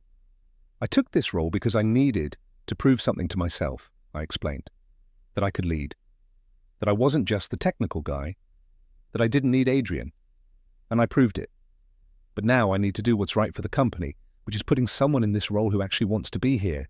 They accepted my decision with reluctance. We hired a CEO 3 months later, a veteran executive who'd built 2 successful companies. I transitioned back to CTO, back to the work I loved, and I started the process of letting go. I never spoke to Adrian again after that initial phone call. He attended board meetings remotely, never came to the office. Eventually, he moved to Los Angeles and started an investing career.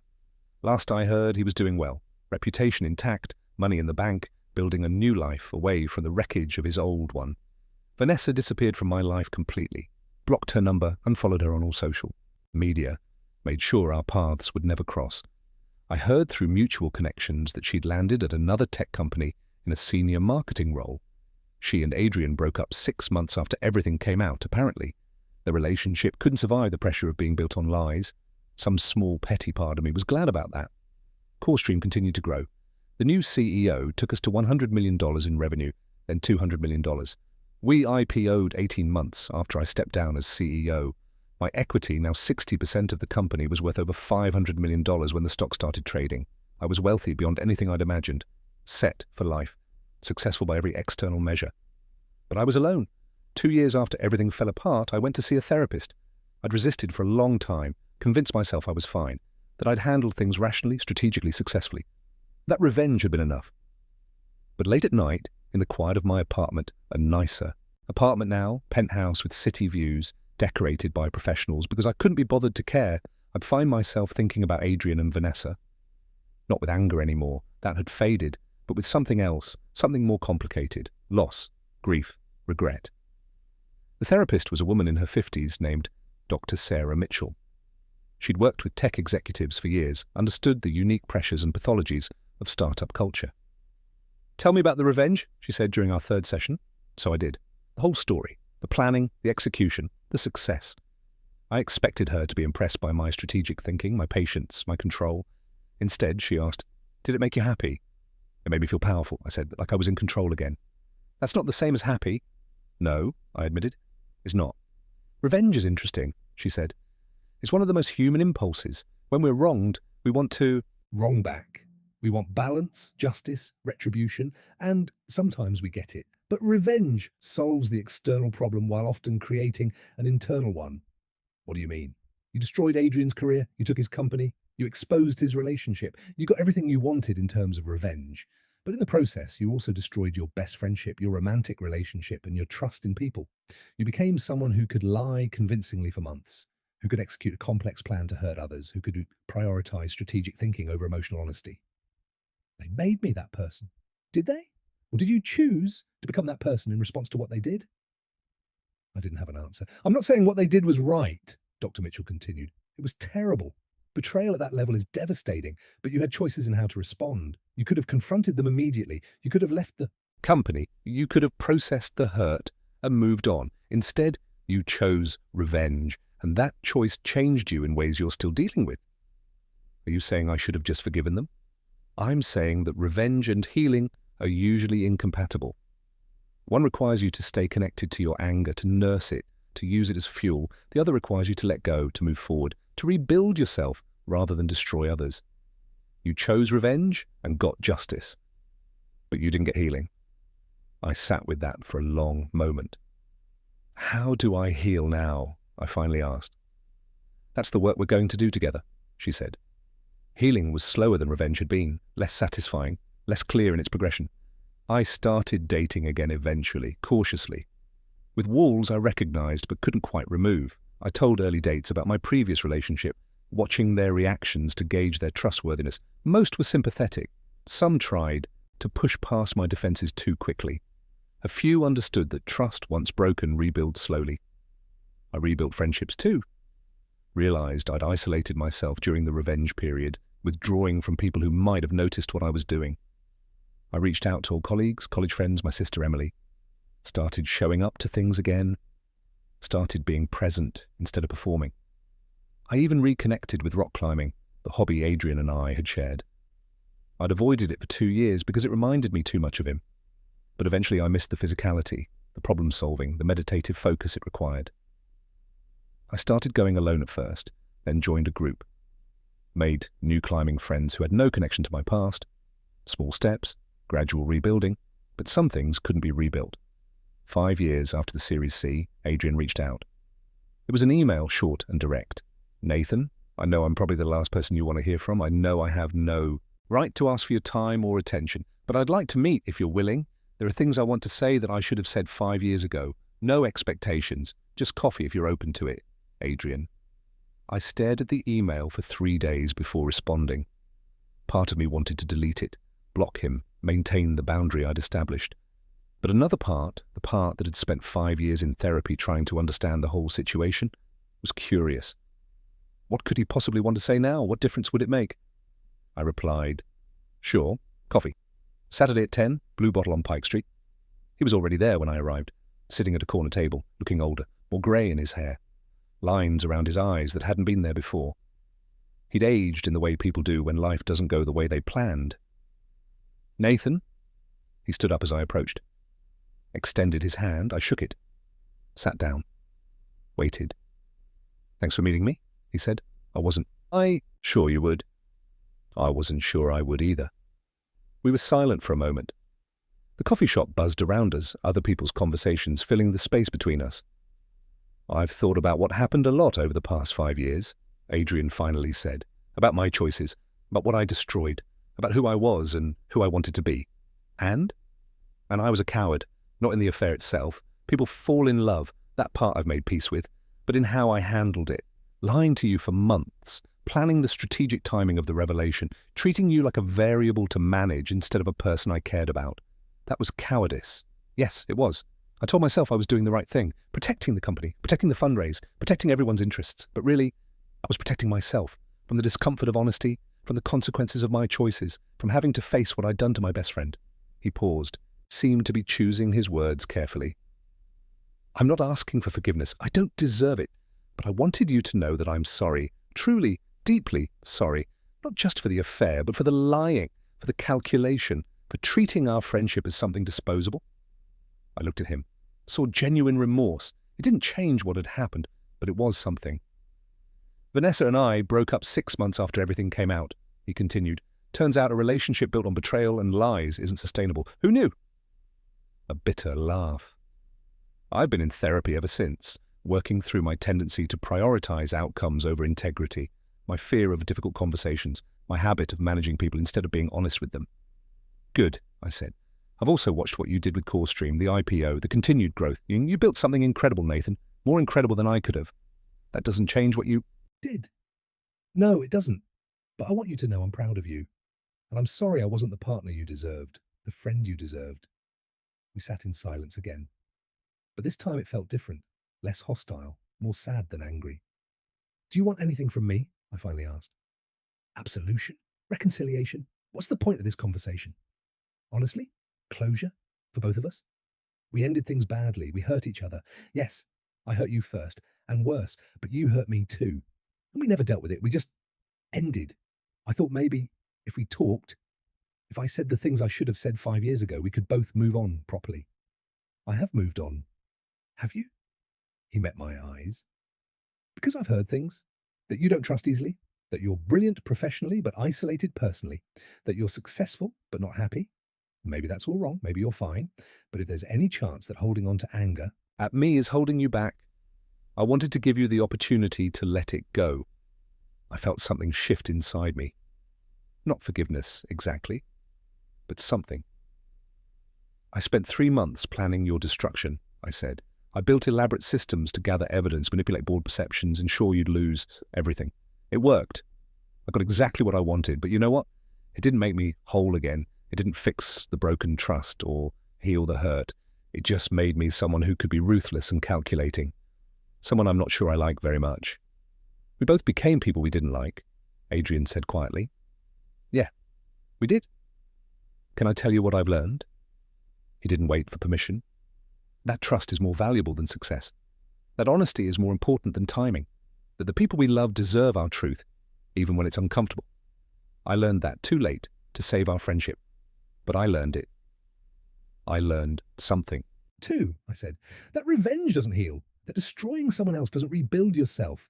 That strategic thinking can solve business problems, but not human ones. And that some things, once broken, can't be fixed. Can't be fixed, he agreed. But maybe can be released, let go of.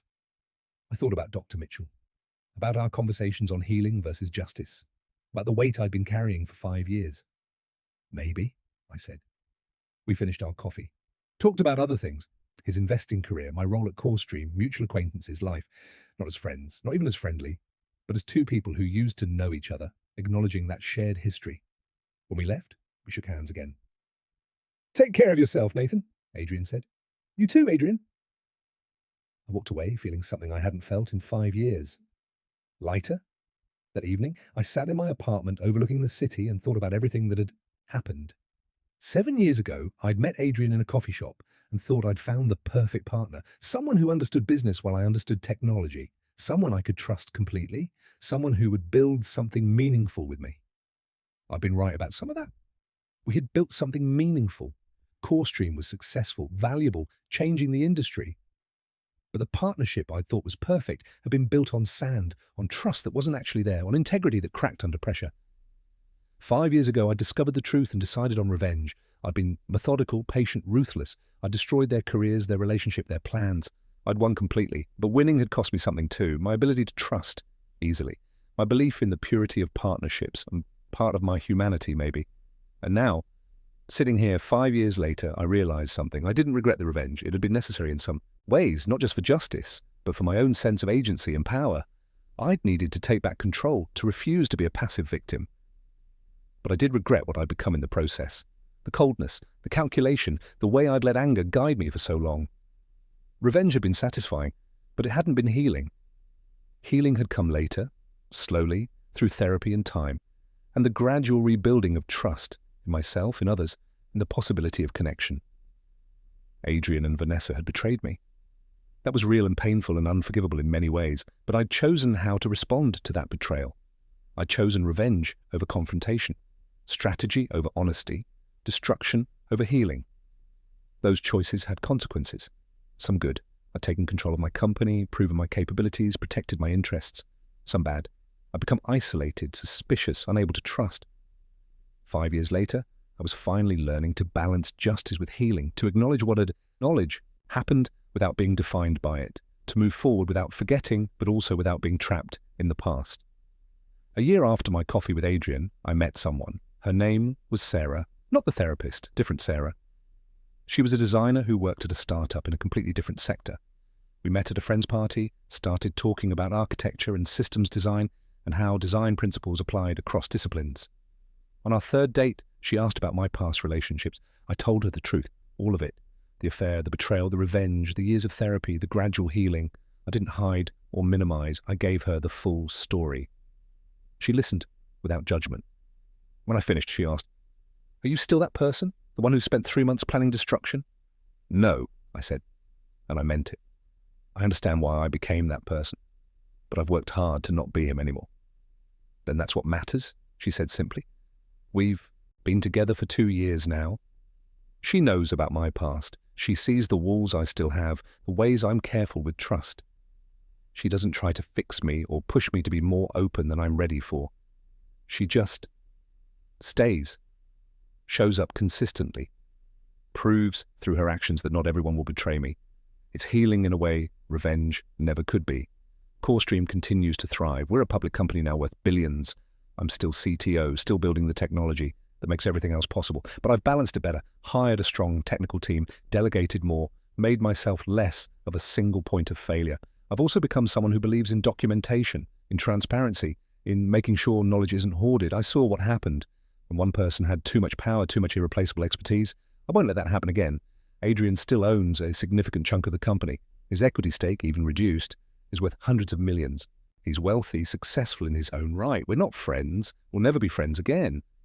But we're not enemies either. We're just two people who shared a history, made terrible choices, hurt each other, and eventually found ways to move forward separately. Vanessa I know less about. She's successful in her career from what I hear. Married to someone else now, living her life. I hope she found happiness. I hope she learned from what happened. I hope she's better than she was.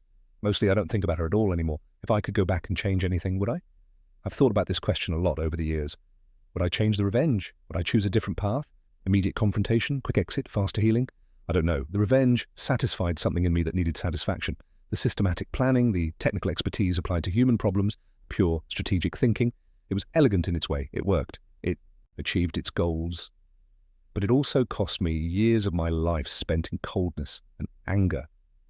It shaped me in ways that took more years to reshape. It solved the external problem while creating internal ones. If I could go back, maybe I'd confront them immediately, tell them I knew, force the conversation, deal with the pain honestly rather than strategically. Maybe I'd have healed faster. Maybe I'd have preserved more of myself. Or maybe not. Maybe I needed to take control the way I did. Maybe the revenge was necessary for my sense of agency and power. Becoming that person, even temporarily, taught me something valuable about strength and strategy and survival. I don't know, and I've made peace with not knowing. 7 years after starting CoreStream with Adrian, 10 years after the betrayal, I was invited to speak at a tech conference about startup founding and partnership. I accepted. Standing on stage in front of hundreds of founders and aspiring entrepreneurs, I talked about the realities of co-founder relationships, not the mythology of perfect partnerships, but the truth of human complexity. People will tell you to find a co-founder whose skills complement yours, I said. Someone technical if you're business-focused, someone business-focused if you're technical. And that's good advice. But what they don't tell you is that complementary skills aren't enough. You also need complementary values, compatible approaches to honesty, integrity, difficult conversations. I paused, looking out at the audience. Co-founder relationships are like marriages. You're binding yourself to someone legally, financially, emotionally. You're trusting them with your creation, your livelihood, your future. And sometimes, despite all the due diligence and all the chemistry and all the complementary skills, people still betray that trust. I saw some people nodding, others looking uncomfortable. When that happens, you have choices. You can exit. You can fight. You can compromise. You can seek revenge. There's no single right answer. But whatever you choose will define you as much as it defines the outcome. I chose revenge. It worked. I got everything I wanted in terms of external outcomes. But I also spent years becoming someone I didn't entirely like. Someone cold and calculating and unable to trust. I've worked hard to change that, to rebuild myself, to find balance. I could see people taking notes, recording on their phones. So my advice is this: protect yourself legally. Have good shareholder agreements, good vesting schedules, good documentation. Trust people, but verify. Build partnerships on honesty and transparency. And if someone betrays you, and statistically many of you will experience this, remember that how you respond matters as much as what they did. Revenge is satisfying, but healing is more valuable. Justice is important, but peace is more sustainable. Choose wisely. The talk ended to applause. Afterward, a dozen people came up to talk to me. Some wanted advice on their own partnership problems. Others just wanted to say they'd been through similar experiences and appreciated the honesty. One young founder, maybe 25, asked me directly, "Do you regret the revenge?" I thought about it. "No," I finally said. "I don't regret it. It was necessary in its way. But I do regret how long I held on to the anger that fueled it. I regret becoming someone defined by pain rather than growth. The revenge was a tool, but I let it become my identity for too long." What would you do differently? I'd work on healing at the same time as seeking justice. I'd prioritize rebuilding myself as much as destroying him. I'd remember that the goal isn't just to win, it's to be okay afterward. He nodded, seeming to process this. "Thank you," he said. "That's the most honest thing anyone's told me at this conference." Last month, CoreStream celebrated its 10th anniversary. We're at $500 million in revenue now, over 1,000 employees, customers in 50 countries, one of the defining success stories in data analytics. The company threw a big party, rented out a venue, invited current and former employees, celebrated the journey. I gave a speech about how far we'd come, thanked the team, acknowledged the hard work and sacrifice that built something meaningful. I didn't mention Adrian. But he was present in his absence, the co-founder who'd helped start everything but wasn't there to celebrate its success. After the formal program, I stood on a balcony overlooking the party, watching people celebrate. Young engineers I'd never met, excited about the company's future. Salespeople who'd closed major deals, product managers who'd shipped features that customers loved. All these people building something together, unaware of the messy human drama that had nearly destroyed it years ago. Sarah joined me on the balcony. "You okay?" "Yeah," I said, and I meant it. Just thinking about how different things could have been. Different good or different bad? Both. Different bad if the company had imploded. Different good if, I don't know, if Adrian and I had stayed partners, if Vanessa and I had built a life together, if trust hadn't been broken. But that's not what happened. No, what happened was betrayal and revenge, and years of pain and gradual healing. What happened was I became someone harder, then worked to become someone softer again. What happened was complicated and messy and human. She took my hand. "And you're okay now." I looked at her, at the party below, at the city beyond, at the life I'd built from the rubble of what had been destroyed. "Yeah," I said. "I'm okay now." And that, finally, was true. The night after the anniversary party, I sat down at my computer and did something I'd been avoiding for years. I wrote an email to Adrian. Adrian, CoreStream, celebrated its 10th anniversary last night.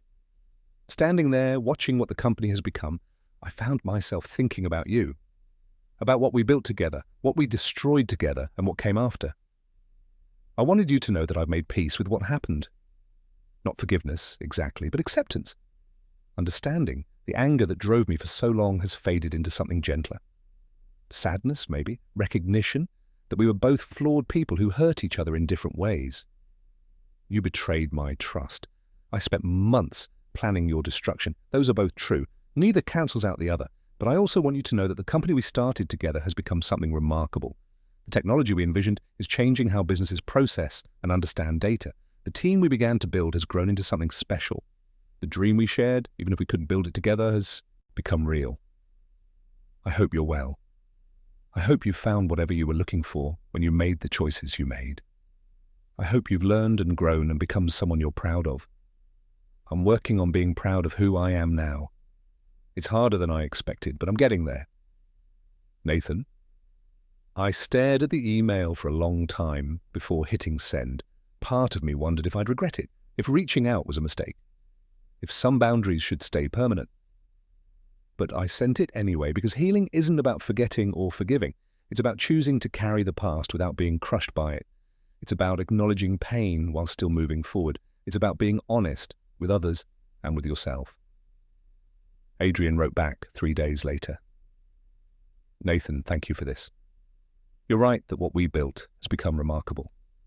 I'm proud to have played even a small part in starting it, even if I couldn't be there to help it grow.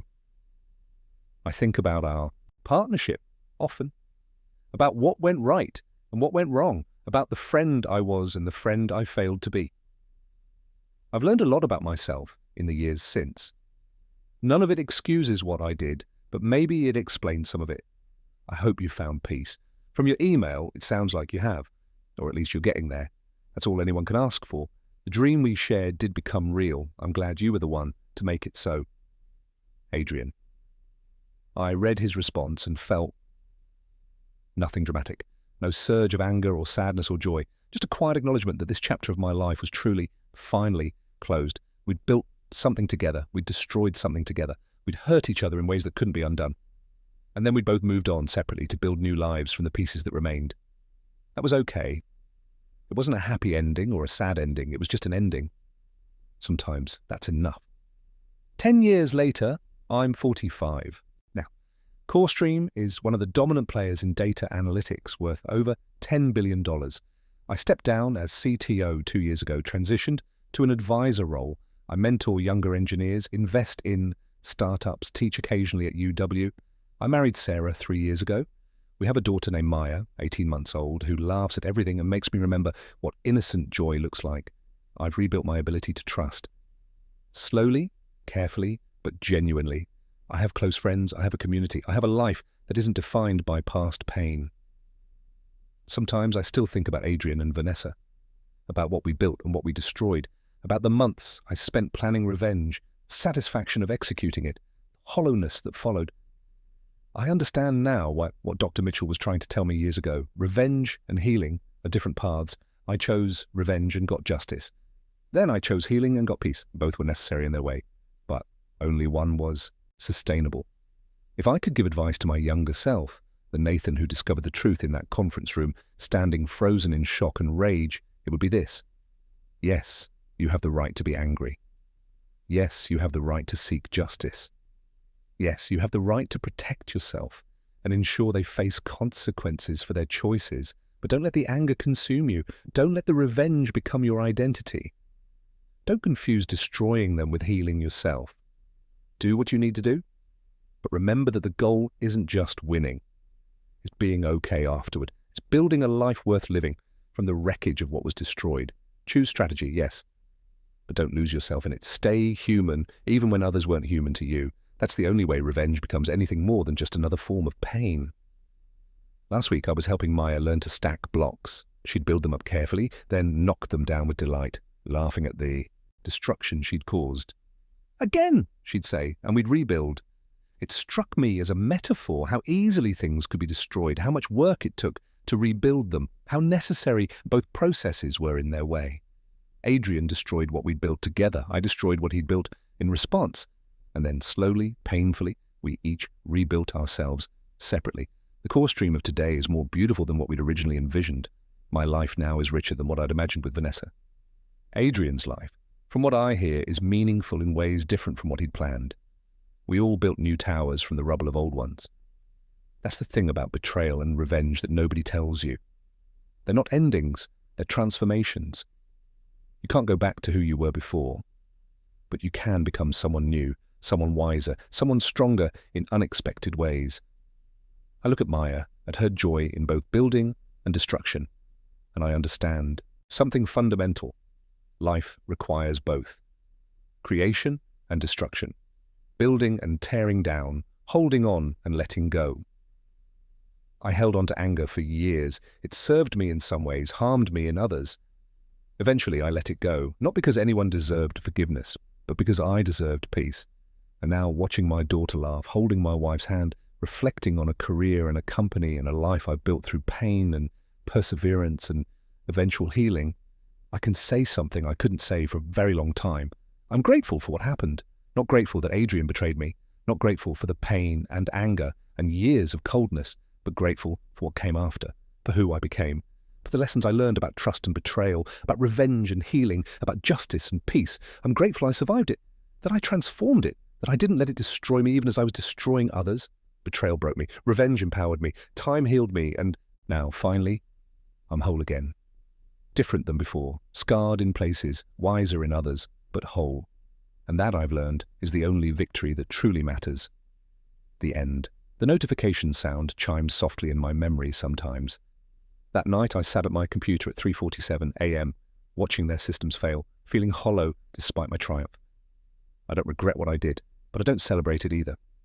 It was necessary, and it was costly, and it was human, just like everything else in this messy, complicated life we live. The people closest to you have the sharpest knives. They can cut deep because you've let them in.